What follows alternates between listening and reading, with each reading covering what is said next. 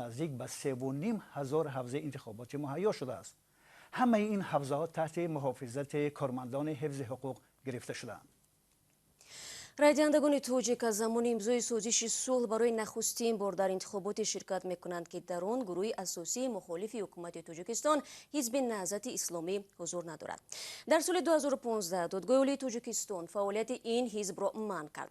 تخمین می شود که حزب خلق دموکراتی پرزیدنت تاجیکستان امام علی رحمان اکثریت کرسی‌های مجلس نمایندگان را حفظ خواهد کرد. در این انتخابات همچنان 6 حزب خردتری هم اشتراک دارند که در میان آنها حزب سوسیال دموکراتی مخالف حکومت نیز هست. از سبب کمبود پول این حزب همگی 5 نامزدش را پیشبری کرده است. در گذشته انتخابات تاجیکستان سرشار از اتهام تقلب، ریختن آوازها، آوازدهی به جای چند کس، نبود رقابت واقعی، فشارهای سیاسی و مالی و دیگر خلافکاری‌ها برگزار شده. معرکه انتخابات پارلمانی در شرایط برگزار می شود که تاجیکستان فهرست یگانه انتخاب کنندگان را ندارد. طبق آمار آخرین در تاجیکستان حدود 5 میلیون نفر قابل رأی حساب شده است. انتخابات ها شاید بهترین آینه قدنمای یک کشور در عرصه بین المللی است. هر دفعه در مشاهده آنها صدها نفر ناظران و خبرنگاران خارجی شرکت می کنند. حالا در چند حوزه انتخاباتی کشور قرار دارند و همکاران ما از رفت آوازی را مشاهده نموده و نوار میگیرند. نخست یک جای گزارش زرانگیز نوروزشاه و براد یوسفی را از نزد کمیسیون مرکزی انتخاباتی برای پرسی تاجیکستان تماشا میکنیم. بله، شهلا کمیسیای مرکزی انتخابات و رایپرسی تاجیکستان از ساعت 6 صبح کار شروع کرد و ما هم از صبح بر وقت در همین جا قرار داریم. این تالار مخصوص برای ژورنالیستان آماده شده است تا کاری کمیسیای مرکزی انتخابات و رایپرسی را بازتاب کنند. اما امسال به فرق از سالهای قبلی تالار ژورنالیستان در داخل بینای کمیسیا نیست و این تالار در مرکز تحقیقاتی استراتژی برای ژورنالیستان آماده شده است. مسئولین کمیسیا میگویند در این تالار برای ژورنالیستان شرایط را فراهم آوردند و آنها به اینترنت هم میتوانند دسترسی داشته باشند در اینجا و اولین آمارها هم در همین تالار به ژورنالیستان داده می شود.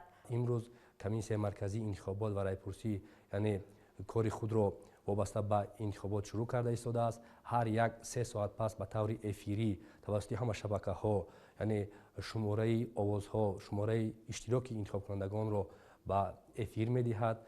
در اینجا همچنین یک تالار دیگر برای پخش مستقیم طریق شبکه‌های دولتی آماده شده است. حالا ما در آن تالار هم بودیم. آنجا کارشناسان و اکثرا نماینده‌های کمیسیای مرکزی انتخابات و رایپرسی جمع آمدند و قرار است از آن تالار به طور مستقیم طریق شبکه‌های دولتی جریان انتخابات و آمار و اطلاعات اخیر به طور مستقیم بازتاب شود.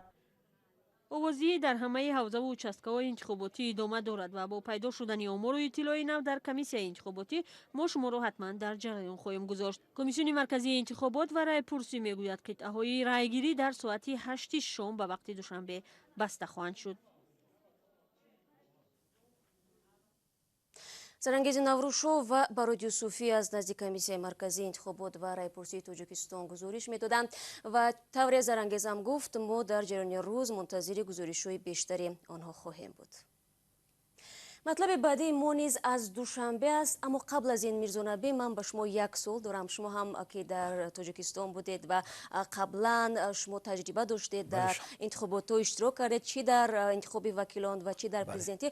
خب بگویید که شما معمولا ساعتی چند به انتخابات میرفتید؟ به درستی من چند دفعه واقعا اشتراک داشتم و خیلی زود به نقطه آوازی میرفتم. برای چی؟ برای آنکه خیلی زود جریان آوازدهی سرد میشد و برای همین تقریبا تا ساعت 12 مثل اینکه انتخابات انجام شده به نظر می رسید. خب میرزانبی عزیز، ما حالا امکانی خوبی داریم که این سخنان شما رو بسنجیم، چون همکاران ما سریناز روح‌الله و امردین اولیموف از صبح در قطعه انتخاباتی بودند و یکی از نامزدها به کرسی وکیلی رحمت الله ظاهرов را واخوردند. او از اولین ها شده برگه آوازدهی‌اش را به قوطی پرداخته است. قطعه رایدهی رقم 34 ناحیه سینای پایتخت است. ساعت به وقت دوشنبه 7:45 و مسئولان این участка انتخاباتی که 1300 آوازدهنده دارند میگن تا این لحظه ها حدود 9% رایدهنده اومده الکی آواز دادند و قرار است در همین قطعه آوازدهی رقم 34 чанд лаҳза пас раиси ҳизби социал-демократии тоҷикистон раҳматилло зоиров биёяд ва ба инҷо ба ҳизб ё номзадҳои дилхоҳи худ овоз диҳад. зоиров ҳамроҳи чанде аз ҷонибдоронаш ба овоздиҳӣ омад. ҳизби социал-демократ яке аз 7 ҳизби фаъолияташ расмӣ дар тоҷикистон аст ва ба иддаои масъулонаш 8500 узв дорад. зоиров мегӯяд дар ин минтақа бештар аз 400 узви ҳизб ба сар мебарад. яъне ин ноҳияи сино ин як ноҳияи ҳизби социал-демократ аст, барои ки дар ин ноҳия мо 1140 нафар аъзо дорем дар як ноҳия. дар дигар ноҳияи шаҳри душанбе мо камтар дорем, онои шумораш аз 150 то 200 меравад. раҳматилло зоиров мегӯяд ба натиҷаҳои интихобот хушбин аст ва бовар дорад ин дафъа ҳизбаш парлумонӣ хоҳад шуд. ин албатта иродаи мардум аст, иродаи халқ аст ва ман яке аз ҳадафҳои ҳизби социал-демократ дар он мебошад ки устувории ҳокимияти халқро дар тоҷикистон таъмин кардан, яъни демократияи воқеиро, демократияи рӯякинӣ, демократияи воқеиро. ҳизби социал-демократ соли 1998 ва замоне сабти ном шуд ки зоиров мушовири ҳуқуқии президент эмомалӣ раҳмон буд. вай баъди сабти номи ҳизб дар вазорати адлия аз мушовирии президент истеъфо дод ва аз он замон то кунун раҳбарии ин ташаккули сиёсиро ба уҳда дорад. зоиров дар интихоботҳои гузашта низ ба ҳайси номзад ба мақоми президентӣ ширкат кардааст. аммо ӯ ҳамеша натиҷаи интихоботҳои қаблиро қабул надошт. то кадом дараҷа ин интихобот дар ҳақиқат шаффоф, озод ва демократӣ баргузор мегардад. ман чандин бор таъкид кардам ки ман бо демократӣ шаффоф будани интихобот боварӣ надорам. акун натиҷаашро дар ҳақиқат то кадом дараҷа ин демократӣ озод ва шаффоф мешавад, дар охири рӯз дар вақти натиҷагирӣ мешавад, инро мебинем. ҷароини овоздиҳӣ дар интихоботи парлумонӣ дар саросари кишвар идома дорад.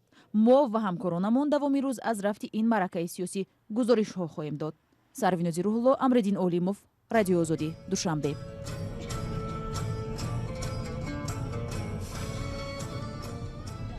шунавандагони азиз, маҷмӯан ман ба ин гузориш танҳо ҳаминро илова мекунам ки дар аввал ҳизби социал-демократии тоҷикистон мехост дар рӯйхати ҳизбӣ 8 номзадашро пешбарӣ кунад. вале тибқи қонунҳои тоҷикистон барои пешбарии ҳар номзад бояд муодили $600 амрикоӣ гаравполӣ супорида шавад. бинобар надоштани пули кофӣ масъулони ҳизб бо рӯйхатро то 5 нафар кам карданд. اینجا باز 5 حزبی رو به حکومت نیز برای صاحب شدن به کرسی‌های مجلس نمایندگان تلاش دارند. حزب اگراری، حزب اصلاحات اقتصادی، حزب سوسیالیستی، حزب کمونیستی و حزب دموکرات. خب بینندگان عزیز، در دوام برنامه چندین گزارش دیگری هم از دوشنبه و گوشه‌های دیگری تاجیکستان درباره رفت انتخابات در دست ما هست و ما پیشکش شما میکنیم.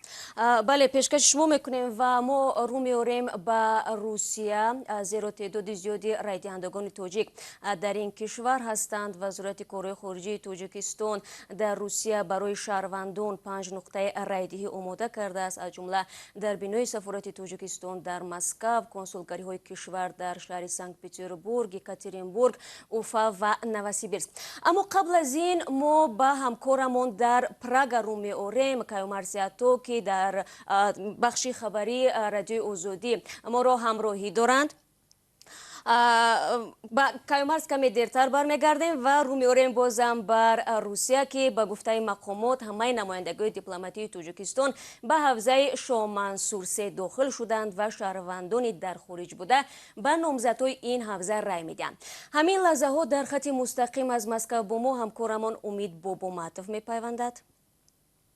امید سلام، میدونم که شما زبان تاجیکی رو میفهمید ولی با زبان روسی برایتان صحبت کردن آسان‌تر است. آیا میتوانید بگویید که جریان آوازدهی میان مهاجران تاجیک چگونه میگذرد؟ Здравствуйте, Шахло. Да, сегодня хороший день, и я стою на Гранатном переулке у посольства одного из избирательных участков, одного из 5 избирательных участков на территории России. Здесь тоже проходят парламентские выборы, и, как видите, за мной стоит очередь в посольство Таджикистана. Организовано, насколько я понял, организован приезд сюда мигрантов из Таджикистана. И при мне я насчитал здесь около 11 автобусов, которые привозили мигрантов на выборы. И, как видите, тут я насчитал примерно более 1000 человек, стоят, ждут своей очереди. Выборы проводятся так же, как и в Таджикистане, с 6 утра до 8 вечера. И за сегодняшний день, в течение дня, надеюсь, будет, наверное, еще большое количество людей, так как Москва является одним из самых крупных центров, и сосредоточение таджикских граждан здесь очень большое. Также проводится, здесь не было никаких приглашений. Для того, чтобы попасть на избирательный участок, необходим только паспорт. И когда указывается паспорт, идет регистрация паспорта. После этого также предлагается избирателю 2 вида списка. В одном списке он указан список партии, а в другом представители, кандидаты. امید امکان هست که با این مجرمانی که در نوبت هستند صحبت کنید و نظر اونها را به انتخابات امروز بپرسید. Ну и мы попробуем сейчас подойти к кому-нибудь из них, задать вопросы. И, возможно, если да, для чего они здесь собрали. Салам алейкум. Шумо мегует баройчи инджа омадает. Чи мехохе, чи мой дворы аз ин انتخابات آمدگی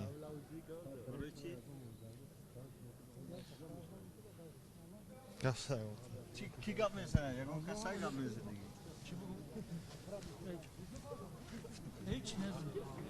برای کی خلق هم با پیش باشه شما یگون امیدوارید از این چی امید داریم امیدی کلان داریم نو تاجیکستان آینده با پیش باشه وقت پیش قدم باشه تمام همه قارزو داریم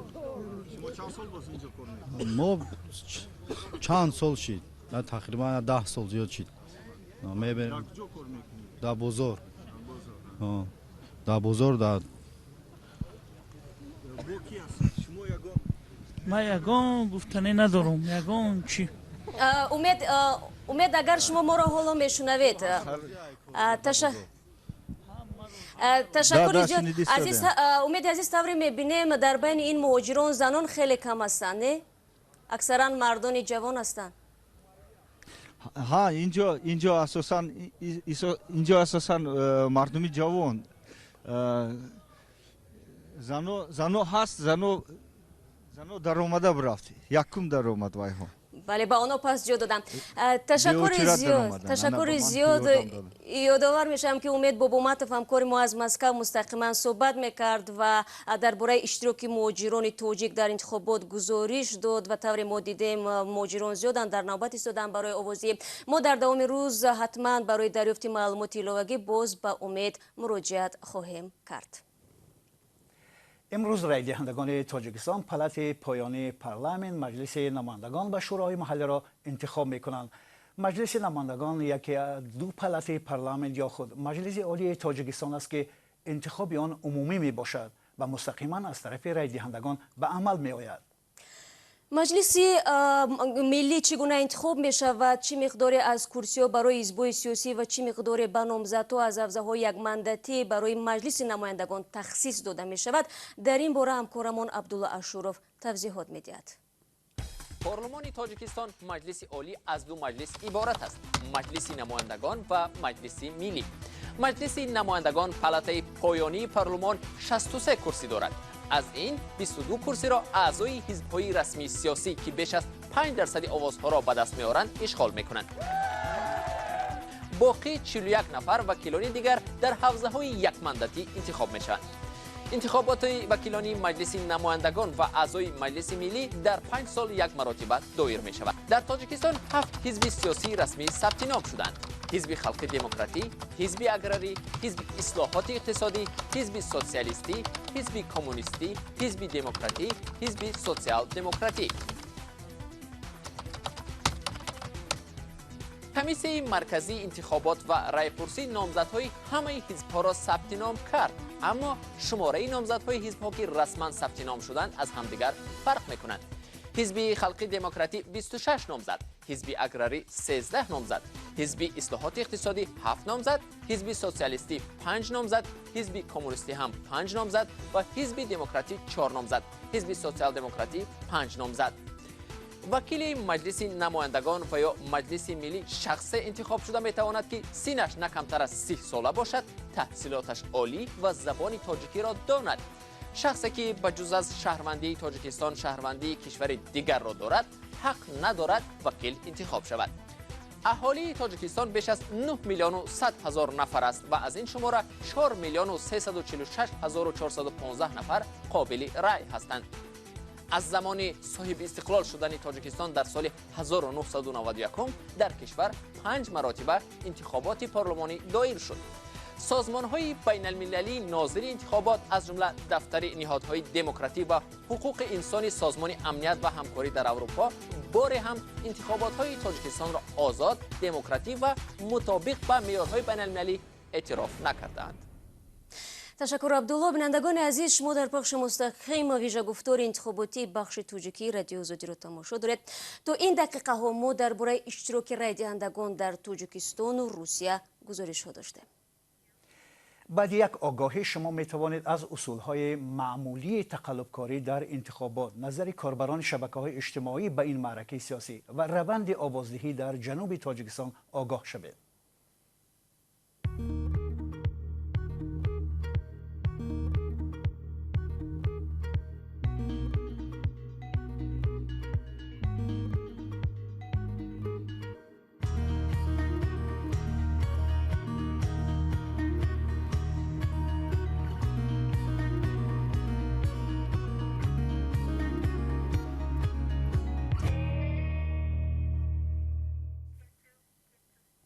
بینندگان عزیز، یادآور میشم که شما ویژه گفتار انتخاباتی رادیو آزادی رو در تقدیم من شعله گلخوجه و میرزا نبی خالقزاد تماشا دارید.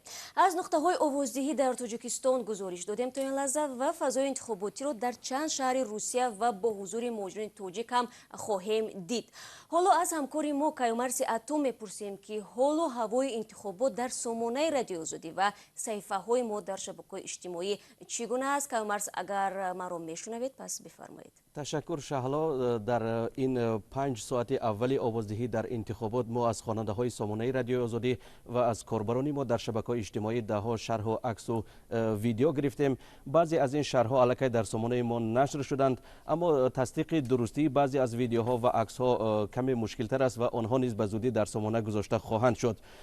از آنهایی که یگان گفتنی دارند درباره انتخابات و یا که در قطعه‌های رایدهی شاهدی حالت‌های جالب شدند یا که ویدیویی دارند، البته به سامانه آزادی بیاید و به صفحه شهرنویسان ما همراه شوند. کیومرث، شما به طور عمومی از شرح و نقطه نظرهای کاربران و خوانندگان گفتید، ولی امکان هست که چند نمونه از این شرح را به ما و به بیننده ها بخوانید؟ البته میرزا نبی، همانطور که گفتم شهرها زیاد هستند، شهرها گوناگونند، مضمونهای گوناگون دارند. البته بعضی ها از جریان انتخابات، از رفت انتخابات راضی هستند، از شیوه برگزاری آن بعضی دیگر آن را انتقاد میکنند. البته چندین شهر را من با خود چاپ کرده در اینجا آوردم تا برای شما و بیننده ها بگویم. کاربر با نامی که نامش را نگفته است در سامانه رادیو آزادی می نویسد که در تاجیکستان وکیلان خلق را انتخاب نمی کنند بلکه از بالا تعیین می کنند. چند نفر دیگر هم با عین همین مضمون شرح فرستادند و یکی از آنها با نام رمزی منتالیته پیشنهاد کرده است که بهتر است این مبلغ های جدا شده برای انتخابات را به کارهای دیگر صرف کنند، از جمله برای تشکیل جایهای نوی کاری و یگان طرحهای اجتماعی. خواننده دیگر با نام تاجیک در اینجا شکایت کرده است که امروز انتخابات است، اما او میگوید که دعوتنامه انتخاباتی را نگرفته است و نمیداند برای رای دهی به کدام حوزه انتخاباتی برود. در اینستاگرامی رادیو آزادی هم بحث‌ها درباره انتخابات جریان دارد و بسیار هم داغ است. کاربر با نام شمشاد صدوروف در آنجا نوشته است که چرا آوازدهی را الکترونی نکردن، یعنی به واسطه اینترنت نکردن تا کار مردم آسان شود، تا اشتراک مردم زیادتر باشد.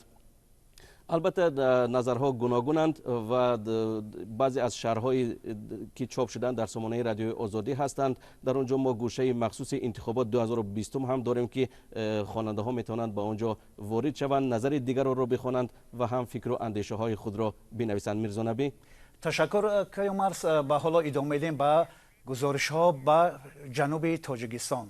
شهلا. بله، سپاس میگم از کیومرسی عزیز و ما برنامه رو بازم ادامه میدیم و اما قبل از آن که به جنوب تاجیکستان رو بیاریم یادآور میشم که رای دهی برای انتخاب وکیلان مجلس عالی تاجیکستان بینندگان عزیز ساعت 6 صبح یک شنبه شروع شد و تا ساعت 8 شام به وقت تاجیکستان ادامه میکند و باید گفت که 238 نفر با شمول 48 زن برای 63 کرسی مجلس نمایندگان رقابت دارند. 65 نفری آنها از روی خط حزبی و 173 نفری دیگرشان از حوزه های یک مندتی می باشند. و حالا اگر گزارش از جنوب تاجیکستان آماده باشد ما رشته سخن را به همکارانمان می دهیم تا ببینیم که آنها برای ما از آنجا چی میگویند. در اینجا رای دهندگان دو حوزه انتخاباتی در شهر کولاب رای می دهند. صبح بر وقت اکثرا کارمندان نهادهای دولتی و آموزگاران به اینجا آمدند. بسیاری ها مردم میان سالند و بعضی ها ظاهرا نمیدانستند که چگونه رای دهند و از کارمندان کمیسیون انتخاباتی مشورت میپرسیدند. چنین رای دهی نیز بود. برای معیوبان و مادران با کودکان نوزاد اتاق تشکیل کرده بودند، اما خبرنگاری رادیو آزادی کسی را آنجا نیافت. ناظران انتخابات هم بعد از دیدن دوربین نواربرداری دفتر و کاغذ گرفتند. رای دهندگان چندان میل صحبت با خبرنگاران نداشتند. از شهرهای روسیه برمیگردیم به 4 حوزه انتخاباتی در تاجیکستان. هزاران جوان تاجیک امسال و سال گذشته 18 ساله شدند بار اول امروز در انتخابات پارلمان اشتراک خواهند کرد. در گزارش‌های پیش از انتخاباتی همکاران ما چند از این جوانان گفته بودند که درباره انتخابات خبر دارند و برای رایدهی به حوزه‌های انتخاباتی می‌روند. در این باره علیشیر ظریفی گزارش می‌دهد و این گزارش را یک جهت تماشا می‌کنیم. олим ғафурови 28 сола соати 6 субҳ ба назди сандуқи райдиҳӣ ҳозир шуд. ӯ аз аввалин нафароне буд ки барои ширкат дар интихобот ба қитъаи райдиҳӣ рақами 10 ноҳияи фирдавсии душанбе омад. ӯ мегӯяд аз барномаҳои пеш аз интихоботӣ номзадҳо огоҳӣ надорад, аммо умедвор аст нафаре интихоб мешавад ки ба ҳалли мушкилиҳояшон расидагӣ намояд. ман сайро барвақт мешудам, ҳар сари кор мекунам. Барвақттар омадам, овоз додам ки борамад кором шавам. дар баробари олим дар ин қитъаи райдиҳӣ 12 нафари дигар дар назди сандуқҳои райдиҳӣ ҳозир шуданд. ин дар ҳолест ки аҳолии қобили рай дар ин қитъа беш аз 1900 нафарро ташкил медиҳад.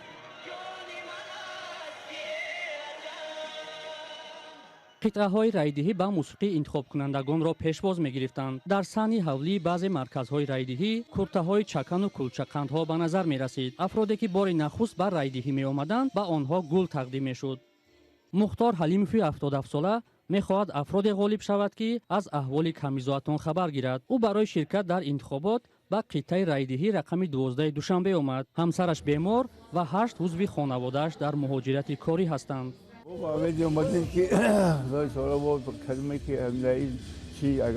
داخل می شود یازم چی خلق باشه و خلق نگاه کنه و هر یک مثال کمبغل نگاه کنه فهمم کمبغل بیچاره های 8 نفر مهاجرت مهنتی در اویله ما دختر ها من نبیره ها من با نام کیو که آواز نوز شد؟ با نام خدمه اویلم اویلتون؟ اویلم از جاگه کسا خواه.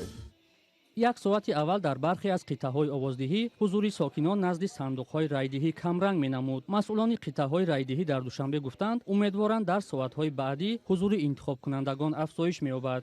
имрӯз ки рӯзи истироҳат аст барои сокинон ид аст ва من فکر میکنم که پس از چند صفحه انتخاب کنندگان زیادتر میشه.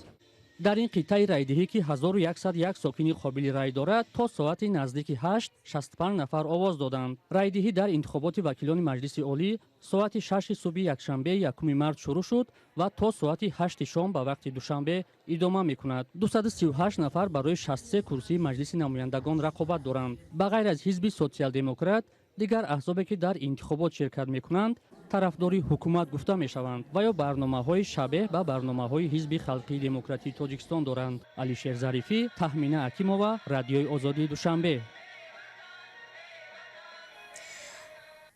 با سپاس از همکاران و همین خبری که حالا رسید. ناصرجان سلیمزاده عضو کمیسیه مرکزی انتخابات تاجیکستان به خبرنگاران گفته است که تا ساعت 9 به وقت محلی، یعنی در دوام 3 ساعت اول انتخابات، در 3412 участка انتخاباتی بیش از 23% رای دهندگان الکی آواز دادند. بینندگان عزیز، ویژه گفتار انتخاباتی رادیوی آزادی را ادامه می‌دهیم. بار دیگر یادآور می‌شویم که این ساعت‌ها در تاجیکستان انتخابات وکیلان نو به مجلس نمایندگان ادامه دارد. مجلس نمایندگان تاجیکستان در 5 سال گذشته اکثر وقت تنقید شنیده است که هر قرار قانونی حکومت را بیچون و چرا و بی بحث و بررسی دقیق قبول می‌کند. چون این نظر رو وکیلان مجلس نمایندگان به اساس می‌دانند و تاکید می‌کنند که قانون و سندهایی که قبول کردند به منفعت جامعه، نیک و احوال مردم و حل مشکل ساکنان نگرانیده شده است. ولی این رو هم باید گفت که پارلمان تاجیکستان از 2 پالata عبارت است. پالاتای بالایی آن مجلس ملی میباشد. حالا همکارم عبدالله اشرف درباره مجلس ملی میگوید که آن چگونه تشکیل می‌شود، کیها وکیل آن می‌توانند انتخاب شوند و چی صلاحیت‌ها دارند. مجلس ملی پالاتای بالایی پارلمان تاجیکستان 33 کرسی دارد. 25 نفر اعضای مجلس ملی از سوی وکیلان مجلس‌های محلی ولایت مختار کوهستان بدخشان، شهر دوشنبه، ناحیه‌های تابع مرکز و ولایت‌های سوگد و ختلان انتخاب می‌شود. 8 نفر اعضای دیگری مجلس را پرزیدنت تعیین می‌کند. پرزیدنت‌های سابق تاجیکستان عضو یک عمره مجلس ملی هستند. 2 نفر پرزیدنتان سابق تاجیکستان، قهار محکموف و رحمان نبیف از دنیا گذشتند. قهار محکموف تا زمانی در قید حیات بودن وکیل مجلس ملی بود. از این رو امتیازی عضو یک عمره مجلس ملی حالا تنها به پرزیدنت امام علی رحمان دخل دارد. رئیس مجلس ملی در تاجیکستان موافق قانونها شخص دوم در جمهوری اعتراف شده است.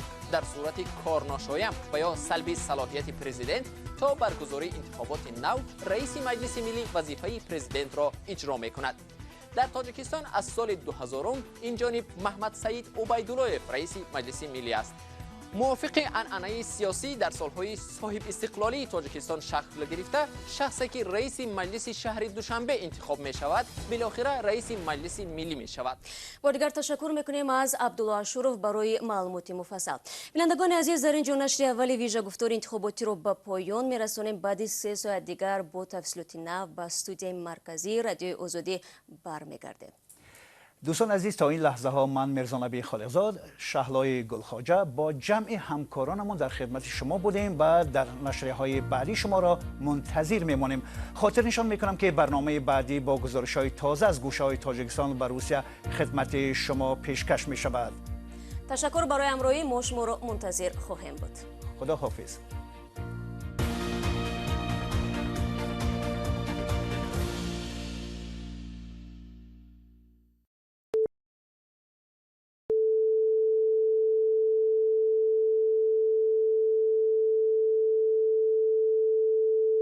This is Radio Free Europe, Radio Liberty, Praha.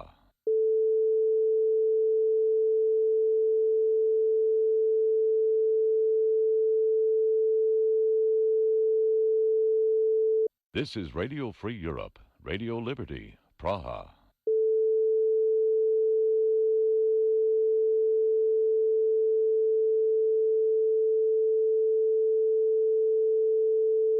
This is Radio Free Europe, Radio Liberty, Praha.